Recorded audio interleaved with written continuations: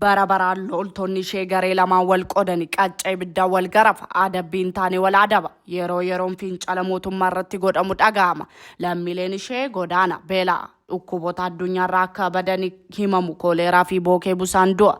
Misoomota kanneen akka ibsaa arguu, bishaan qulqulluu dhuguu, buufata fayyaalee hospitaalaa alatti da'u fi yaalamuu dhabuu akkasumas teeknooloojii irraa baroota dheeraaf fagaatanii boodatti hafummaan kan itti jiraatan.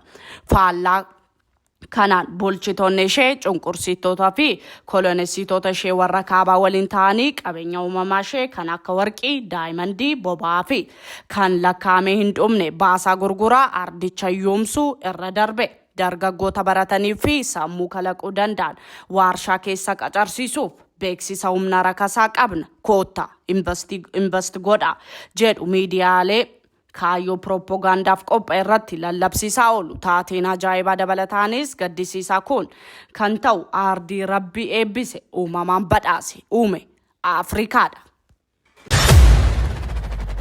Afrikaa qabsaa waggaa 27 hidhamee biyya isaa Afrikaa kibbaa kan bilisoomse Nelson Mandela keessatti kan dhalate.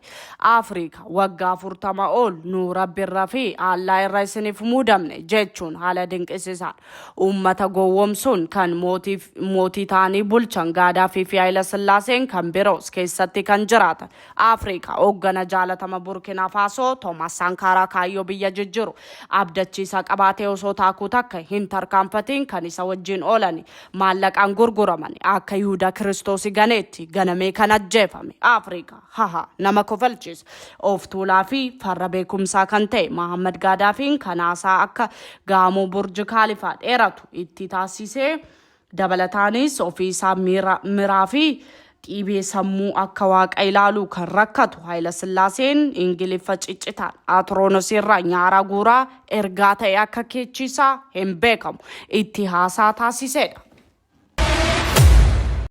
Haadha maqaa baay'ee warra kaabaan baheef hiyyoomtuu boodatti haftuu wallaaltuu kadhattu miidiyaalee isaaniin jedhamaa kan ooltu. Afrikaa kan darbee kan isheef yaaduuf malee mootummaan baay'inaan kan ishee jibbu sammuu cunqursaa alatti kan hin qabne. Afrikaa eeyyeen aardii Afrikaa weellistoota yookaan artistoota akkasumas dargaggoota isheen jaalatamtu sirbamaa ooluufis kan misooma gahaa lafarra qabatamaa kan hin mul'anne. Afrikaa hooggantoonni ishee marii hiikaa hin qabne irratti booqoo butachaa arraba wal darbaa kan oolan barabaraan ijaarsa waajjiraa yookaan biyya irratti xiyyeeffachuu akka qaanii fi hin barbaachifnetti kan ilaalu.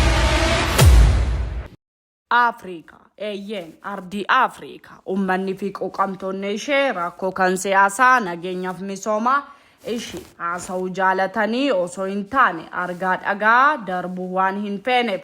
Dabalataanis akka ka'umsa yaadaa siyaasa ammayyaawaa misooma hundaa hirmaachisaa haa godhamu jechuudhaafidha.